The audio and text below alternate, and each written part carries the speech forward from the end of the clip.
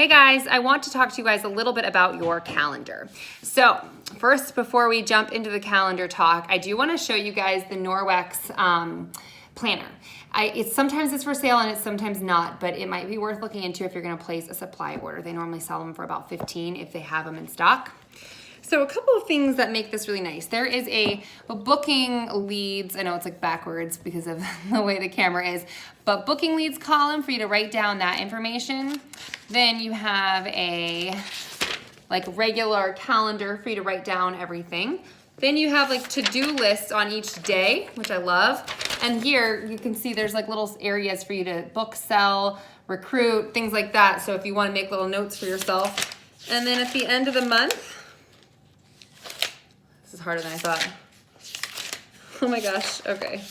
Where is it? Okay, at the end of the month, you have another like recruiting conversation. So you can write down all the people you've had conversations with or all the people you want to have conversations with. So this is really handy. I've really liked it. I had a regular planner before and have really loved that this is really geared towards direct sales.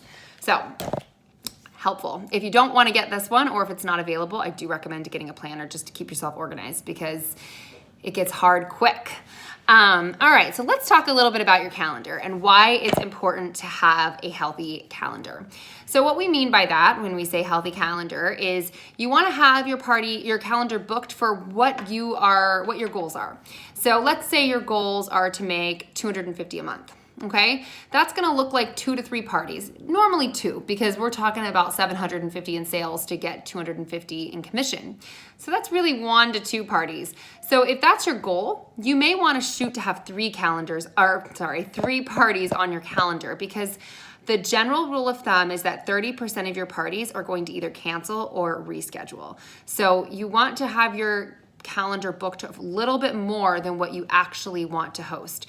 I've had 0 months since I joined where every party stayed the way it originally was. Every single month I have some parties move to the next month. I have a couple cancel out or just dud parties in general. So I highly recommend shooting for that 30% extra. Now it's a mindset shift. You almost have to look at your overall numbers and not look at each individual party. And it's really hard when you're getting started. You do want to look at every party individually. And you get really excited about the big parties and you get really bummed out about the small parties. So I just recommend as best you can to really try to look at your average. Your average party is what is really where it's at. So my average party is somewhere between $550 and $750. I have some parties hit $1,000, $1,200, and I have other parties that hit $100 to $200. It's just the way it goes, especially if you're trying to go with Facebook parties. So with that crazy range, you also want to have a couple extra parties in your calendar for that reason. So how do we get a healthy calendar? This is really like the crux of direct sales. It's a lot of, I don't know, you just kind of got to get a good momentum push at the beginning, and then you still have to kind of do that periodically throughout. I started back in April of 2018.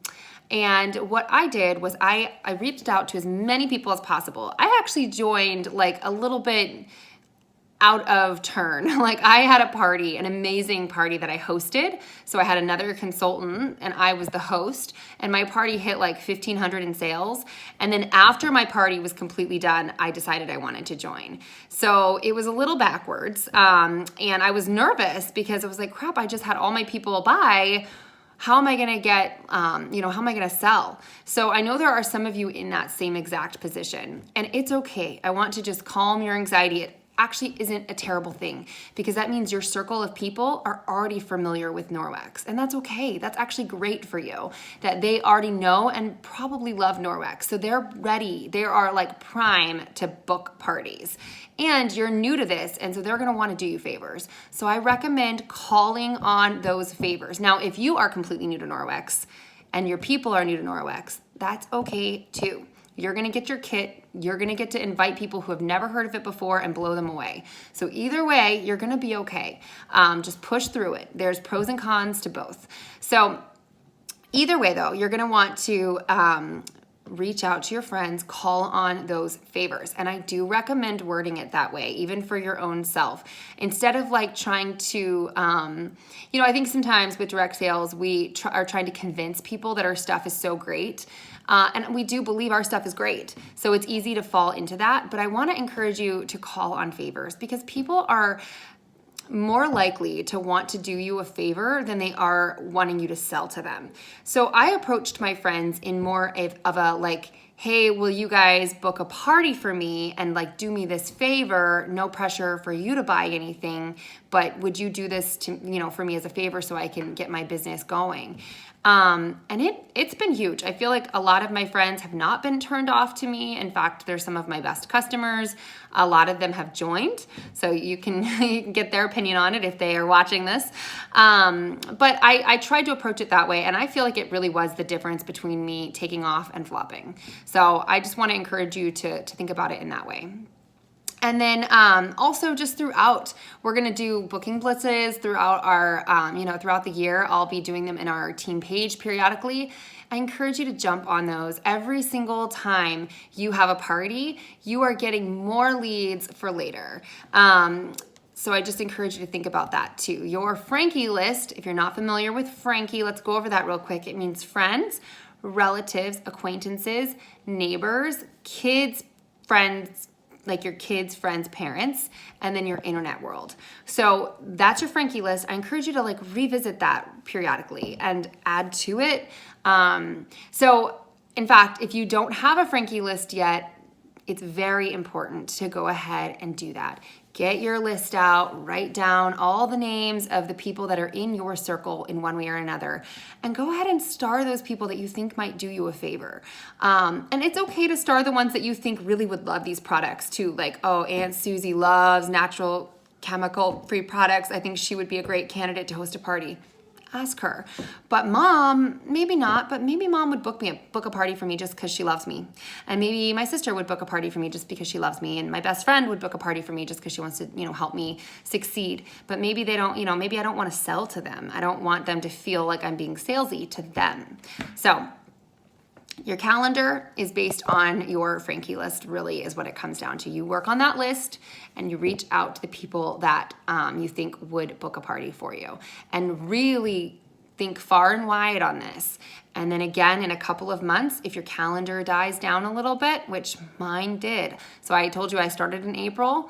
By July, I had nothing on my calendar for August. I think I had like one party on my calendar for August, but my goal is like 8 to 12. So I was very, very discouraged. And I kind of changed some things up in the way I did my online parties that really helped. And I will actually touch on that in one of the training series. It might actually not even be in this one. I think it's in the next one. And when I say that, I mean the next training altogether, the 2.0. This is 1.0. This whole training is going to be more basic, but I will touch on what I did that I really think helped shake things up for me.